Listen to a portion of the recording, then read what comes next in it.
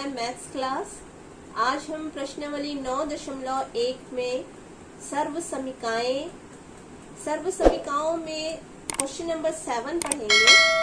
इसमें एक इक्वेशन दिया हुआ है, इसमें x का मान हमें ज्ञात करना है, जबकि 3x is equal to 17 square minus 14 square.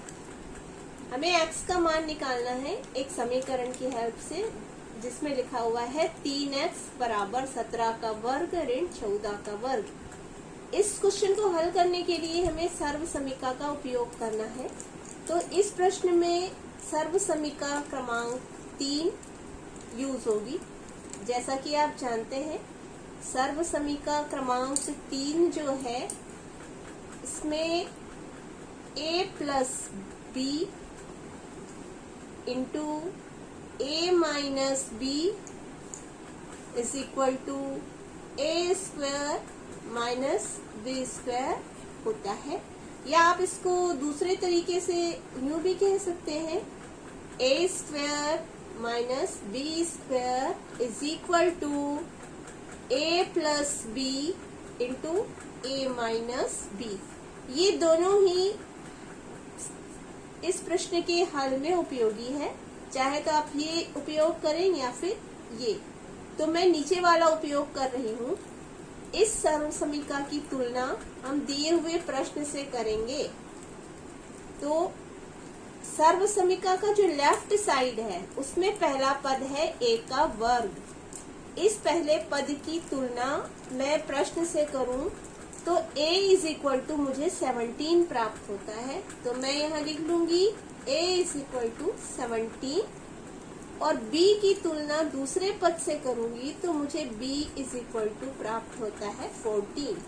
ये मैंने तुलना के द्वारा a की वैल्यू 17 प्राप्त की और b की वैल्यू 14। अब मैं प्रश्न को एक बार फिर से लिखती हूँ। 3x बराबर 17 का वर्ग ऋण 14 का वर्ग। अब प्रश्न में मुझे सर्व समीका लगानी है। तो ये प्रश्न का जो राइट साइड है, उसमें सर्व समीका लगाऊंगी मैं। ये जो 17 का वर्ग और ऋण 14 का वर्ग है, वो सर्व समीका के फॉर्म में है। तो इसकी तुलना मैंने सर्व समीका से करके a का मान और b का मान निकाल लिया है। अब सर्व समीका का जो राइट साइड है, उसके अनुसार इस प्रश्न का विस्तार करूंगी मैं।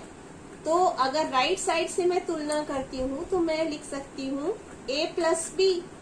तो a की जगह मैं लिखती हूँ 17, क्योंकि मैंने a की वैल्यू 17 प्राप्त की है, प्लस b की वैल्यू मैंने 14 प्राप्त की है। तो मैंने यहाँ लिखा 14। 17 प्लस 14, ये पहला ब्रैकेट। अब दूसरा ब्रैकेट है सर्व समीका के अनुसार a माइनस बी। a की जगह मैं लिखूंगी 17 माइनस b की जगह लिखूंगी 14। अब आगे हल इस प्रकार होगा। 17 और 14 को अगर मैं जोड़ दूं तो मुझे मिल जाएगा 7 और 4 11, हासिल 1 और 1 2, 2 और 1 3, 31 इंटू है। यहाँ पर मैं इसको मल्टीप्लाई के फॉर्म में लिख देती हूँ। 17 और 14 ये माइनस अगर होते हैं तो मुझे प्राप्त होता है 3। अगले स्टेप में 31 और 3 का मैं मल्टीप्लाई यानी कि गुणा करती हूँ। 3 एकम 3, 3 तिया 9, मुझे प्राप्त हुआ 93। अब देख रहे हैं आप कि x के पास एक संख्या है 3। इस 3 का मैं पक्षांतर यदि कर देती हूँ तो मुझे x की वैल्यू मिल जाएगी। तो 93 अपनी ही प्लेस पे है। ये 3 का पक्षांतर कर रहे हैं, जो यहाँ गुणा है और दूसरे साइड जाकर वो हो जाएगा भाग। आप पहले ही जानते हैं, पक्षांतर के समय संक्रियाएं जो है वो चेंज हो जाती हैं। जो गुणा हो रहा है वो भाग हो जाता है। तो 93 को आप 3 से भाग देंगे तो आपको प्राप्त होगा 31।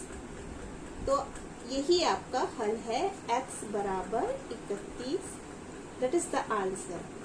तो आपने देखा कि ये जो प्रश्न है उसमें केवल आपको सर्व समीकरण लगानी है और सर्व समीकरण लगाने के बाद आप इसको इजीली सॉल्व कर सकते हैं। इसी प्रकार का एक और प्रश्न देखते हैं। Question number third. Question number third में दिया है 19x इज इक्वल टू 3 का स्क्वायर 3 माइनस 16 स्क्वायर। इसे भी हल करने के लिए हमें सर्व समीकरण क्रमांक 3 उपयोग करना होगा। a square minus B square is equal to a plus B into a minus b. इससे मैं तुलना करती हूँ तो मुझे a बराबर प्राप्त हो रहा है 3। a की value 3, a is equal to 3। ये देखिए लेफ्ट साइड से मैंने तुलना की है। a की वैल्यू मुझे मिला 3 और b की वैल्यू मुझे मिल रही है 16। तो मैंने b की वैल्यू लिख ली 16। जब मैंने तुलना कर लिया है तो अब मुझे फिर से प्रश्न को लिखना होगा। इसलिए 19 इज इक्वल टू 19x है ये। 19x is equal to 3 square minus 16 square. अब यहाँ सर्व समीकरण लगा देंगे।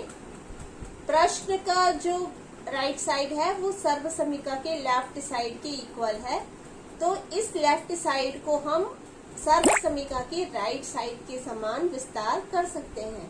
तो अगर राइट साइड के समान हमें विस्तार करना है तो हमें पहले एक ब्रैकेट में a प्लस बी लिखना होगा।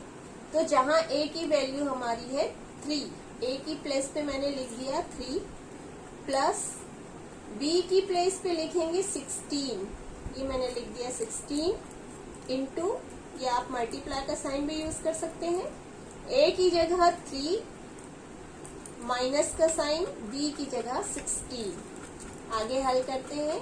19x इज इक्वल टू 16 में 3 प्लस किया तो मुझे मिला 19 मल्टीप्लाइड।